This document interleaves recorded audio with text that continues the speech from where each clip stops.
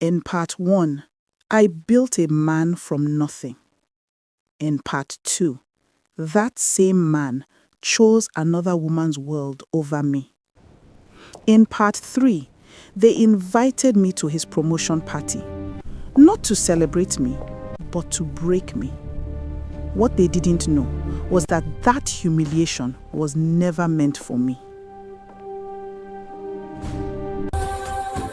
You're watching African Stories That Touch. Diana froze for 1 second, then responded slowly. Not with passion, with confirmation. Confirmation that the test was working. Michael pulled back suddenly. His eyes widened. "What did I just do?" he whispered. Diana touched her lips lightly, like she was surprised too. Then she said softly, "Maybe you've been wanting to do that for a long time." Michael shook his head quickly. No, I didn't mean..." Diana interrupted him gently. "It's okay," she said. "You're human." Human! That word was the excuse, and Michael grabbed it like a drowning man. He picked up his phone quickly. "I have to go," he muttered. Diana nodded calmly. "Go," she said. "We'll talk tomorrow." Michael rushed out of the lounge like a thief, not because anyone chased him, but because his conscience finally woke up. When Michael entered the house, I was stirring soup. The smell of food filled the room. The house was warm, peaceful, the kind of peace men don't value until they destroy it. I turned and smiled softly. "You're back early," I said. Michael didn't answer properly. He dropped his keys and went straight to the sink, started washing his face like he wanted to wash away what he did. I frowned. "Michael, are you okay?" Michael wiped his face and turned. His eyes were red, not with tears, with guilt. But he didn't confess. Instead, he did what weak men do. He became angry. "Why are you always asking me questions?" he snapped. I froze. "I'm not..." Michael cut me off. "I'm tired, Grace. I'm tired of your face always looking like you want to cry." My eyes widened. "Michael," I whispered, shocked. He walked past me and entered the bedroom. I followed slowly. "Did I do something wrong?" I asked quietly. Michael turned sharply. "You are doing too much," he shouted. I stepped back like the shout slapped me. Tears filled my eyes instantly, but I tried to hold them. "Michael," I whispered, "please don't shout at me." For a second, for just 1 second, he almost softened. Almost. Then his phone buzzed. A message popped up, and I saw it. Not the message, just the name. Diana. My heart dropped. I stared at the phone. Then I stared at Michael, slowly, quietly. "Michael," I whispered. My voice was shaking now. "Who is Diana?" The room went silent. Michael's breathing stopped. His eyes widened. His mouth opened, then closed. Because he knew the secret was out. And my world was about to collapse. He didn't answer me, but his silence screamed louder than any confession. I didn't shout. I didn't throw anything. I didn't start screaming like a mad woman. I just stood there, staring at his phone like it was a knife pointed at my chest. "Michael," I repeated, softer now. "Who is Diana?" Michael swallowed hard.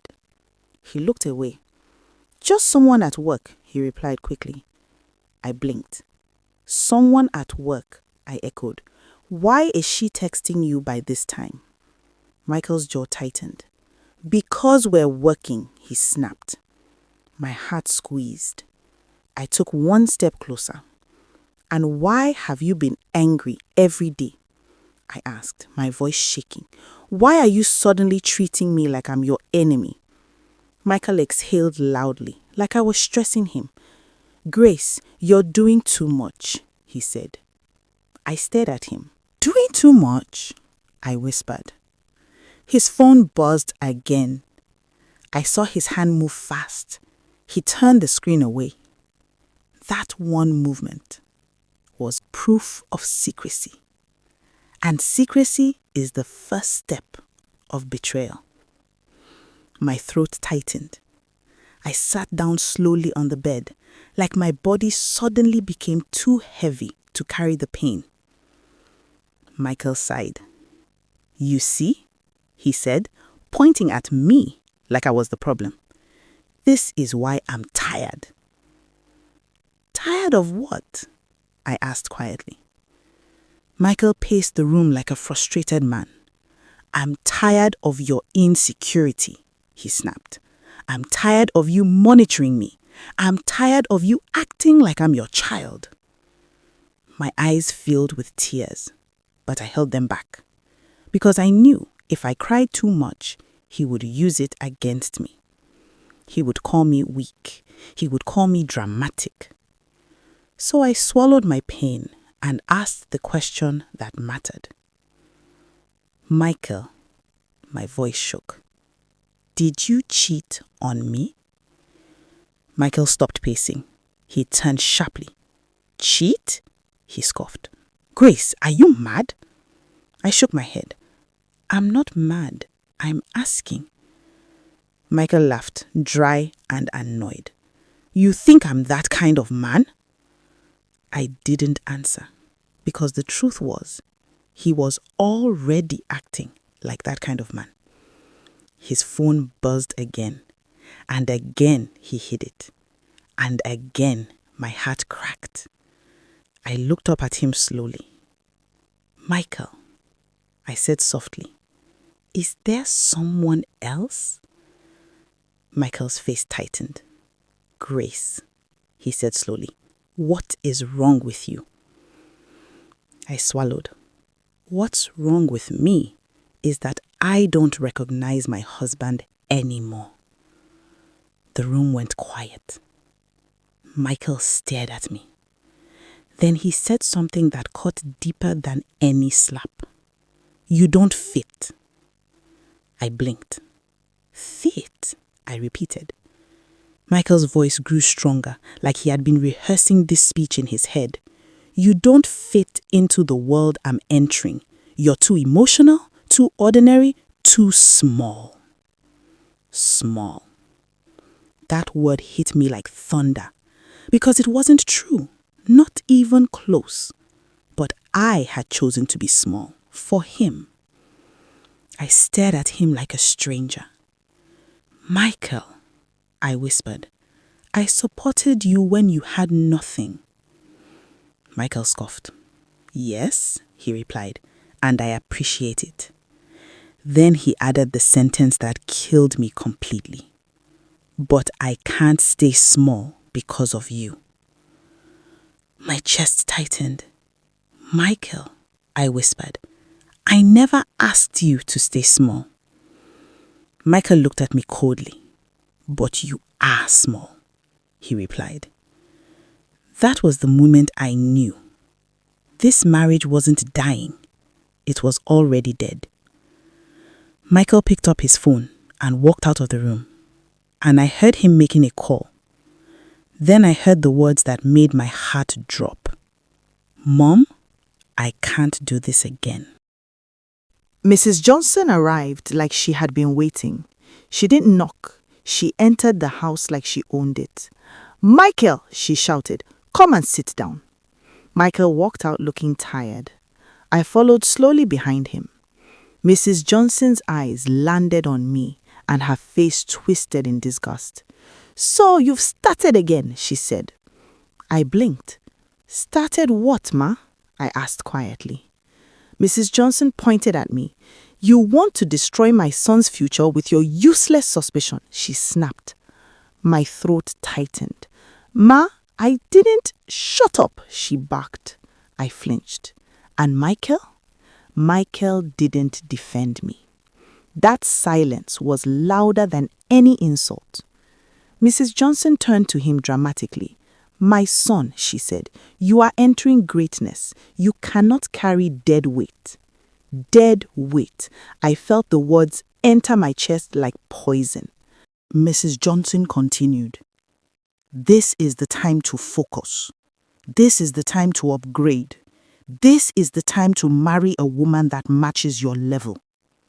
I turned slowly to Michael. My eyes begged him silently.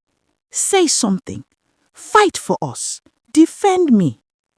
But Michael avoided my eyes.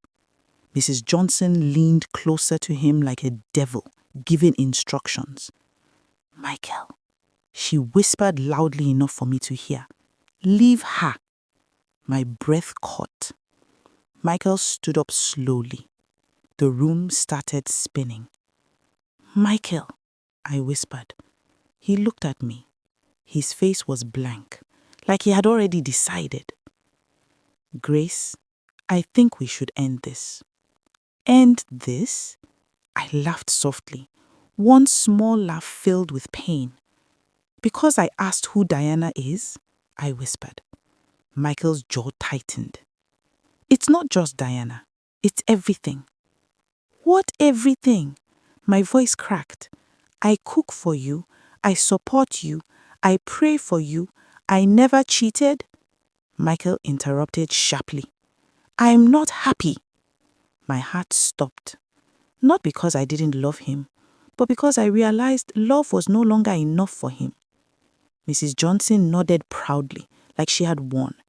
Michael continued, louder now. I'm not happy, Grace. I feel trapped. I feel like I married too early. Too early. Like I was a mistake. Like I was an accident. My lips trembled. So, you're divorcing me? I whispered. Michael hesitated. For a second, guilt tried to speak, but pride was louder. He nodded once. Yes. My knees weakened. I sat down slowly on the couch. Mrs. Johnson smiled like a woman watching her enemy fall. Good, she said. At least you have sense. I looked at Michael again. My voice was shaking now. Is there someone else? Michael didn't answer, but his silence screamed the truth. I nodded slowly. Then I wiped my face and stood up. Okay, I whispered. Michael blinked, confused. Okay, he repeated. I nodded again. Yes, I said softly, because I refused to beg. Not because I didn't love him, but because I finally understood something. A man who is already leaving will only use your begging to insult you more. I walked into the bedroom, pulled out a small bag, packed quietly. Michael followed me like he didn't believe what he was seeing. Grace, he called. I didn't answer. He stood at the door watching me. Are you really leaving? He asked. I paused. Then I turned slowly and looked at him. My eyes were red, but my voice was calm. Michael, I said softly, you're not divorcing me because I'm a bad wife. He didn't speak. I continued. You're divorcing me because you think you found something better. Michael swallowed. I nodded once. I hope it gives you peace. Then I carried my bag and walked out. Mrs. Johnson followed behind and shouted loudly, Good riddance! I didn't look back, because the moment I looked back, I might break. And I refused to break in front of people who planned my pain. But what none of them knew was that the same door they closed on me was the door that would open my throne. Michael didn't wait long. That was the part that hurt the most. Not the divorce papers, not the insults, Not even the silence. It was how fast he moved on, like I was never real. 3 months. That was all it took. 3 months after our marriage ended, the wedding banners were already everywhere. Big, colorful, loud, like a celebration of my humiliation. The day I saw it, I wasn't looking for Michael. I wasn't stalking. I wasn't searching. I was just standing at a bus stop, holding my bag, waiting for transport, when a woman beside me suddenly gasped, "Ah, see this wedding, no?" I turned slowly, and there it was, a large billboard poster. Michael Johnson, smiling like life finally rewarded him, standing beside Diana Williams, elegant, classy, untouchable. The caption under the picture read, "Michael Johnson and Diana Williams, a celebration of love." A celebration of love. I stared at it. My chest tightened. My throat went dry. My fingers became cold. Not jealousy, not anger, just disbelief. So fast? So easy? Like our marriage was just a trial version, and Diana was the real upgrade. The woman beside me laughed. "Ah, this man don't hammer oh. This one don't enter life." I couldn't breathe properly, because while people were praising him, nobody remembered the woman he stepped on to rise. I turned away slowly and walked home like a ghost. That night, I finally broke. When I entered my room, I locked the door. Then I sat on the floor. Not the bed, the floor. And I cried. The kind of crying that is quiet but deadly. The kind where your chest burns and your throat hurts but no sound comes out. Because even tears were tired. I covered my mouth with my hand, not because I was trying to hide it from someone, but because I was ashamed.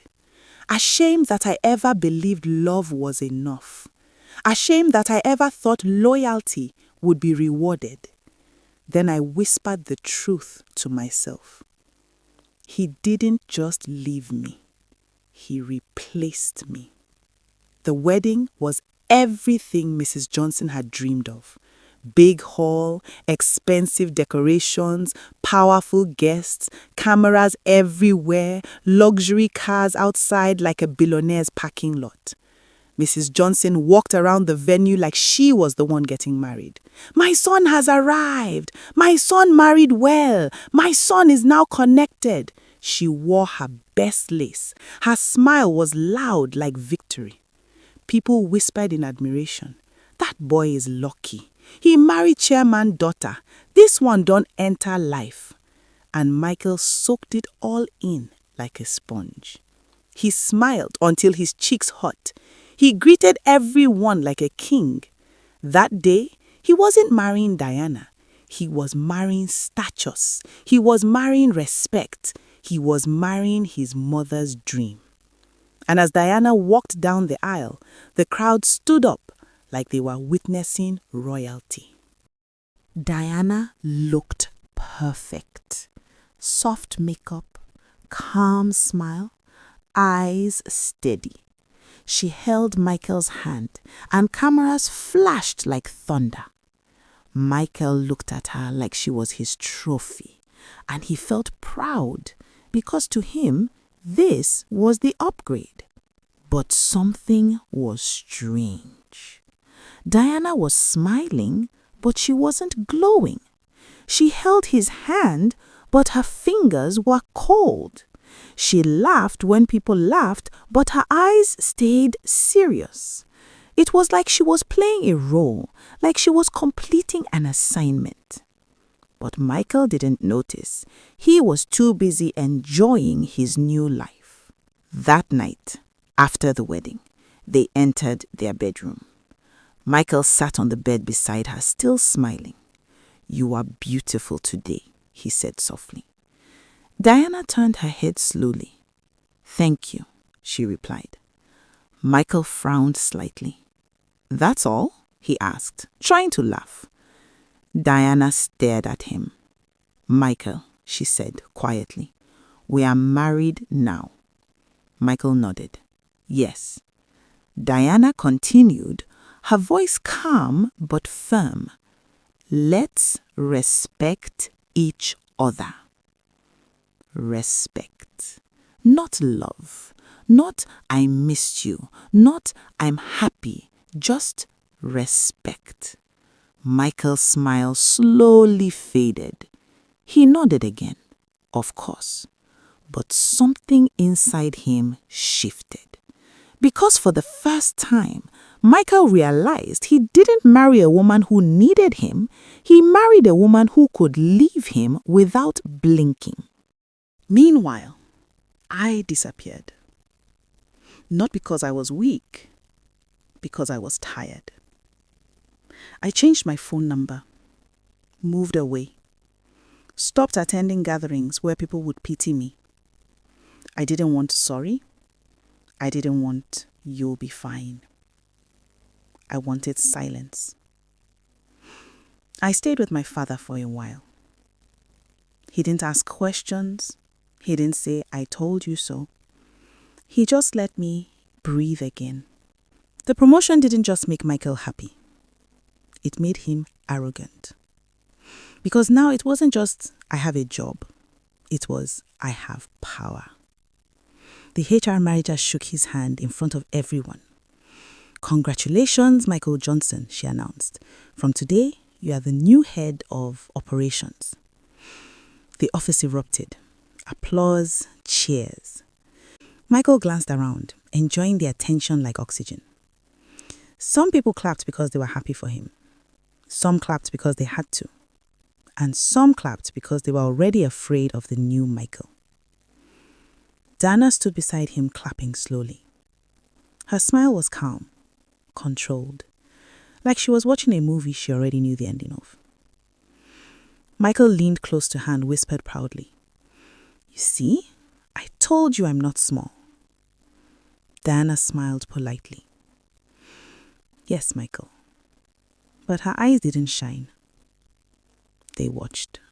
That evening, Michael drove home like a man returning from battle. He blew his horn loudly, one long blast, like the whole street needed to know. Mrs. Johnson rushed out immediately. "My son!" she screamed. "My big man!" She hugged him like he was a newborn baby. Michael laughed proudly. "Mom, I did it!" Mrs. Johnson held his face with both hands like she was blessing a king. "You did it because you listened to me. You see, a man must upgrade." Michael nodded, smiling. Diana walked in behind him quietly. Mrs. Johnson glanced at her with satisfaction. "Diana, well done," she said proudly. "You brought luck to my son." Diana smiled politely. "Thank you, ma." Michael dropped into the couch like a king. "I want a party," he announced. Mrs. Johnson clapped. "Yes," she shouted. "A big party." Michael nodded. "I want everyone there," he said. "Colleagues, friends, everybody." Mrs. Johnson smiled wider. "Good," she replied. "Let them see." Then her face changed slightly. Her smile became sharper, more wicked. "And there is one more person that must be there," she added. Michael frowned. "Who?" Mrs. Johnson leaned forward slowly and said the name like it was a curse. "Grace." Michael's smile froze. Grace. The name he hadn't said in months. The name he tried to bury under new sooth and new respect. Michael cleared his throat. "Why?" he asked. Mrs. Johnson scoffed. "Why?" she repeated. "So she will see what she lost." Michael hesitated. For a second, guilt tried to rise, but pride pushed it down. He nodded slowly. "Okay," he said. Mrs. Johnson's eyes lit up. "Good," she shouted. "I will call her myself." 2 days before the party, Mrs. Johnson sat in her living room with her phone in her hand, smiling like she was about to commit a sin and still go to church. Michael sat beside her, scrolling through his phone like he didn't care.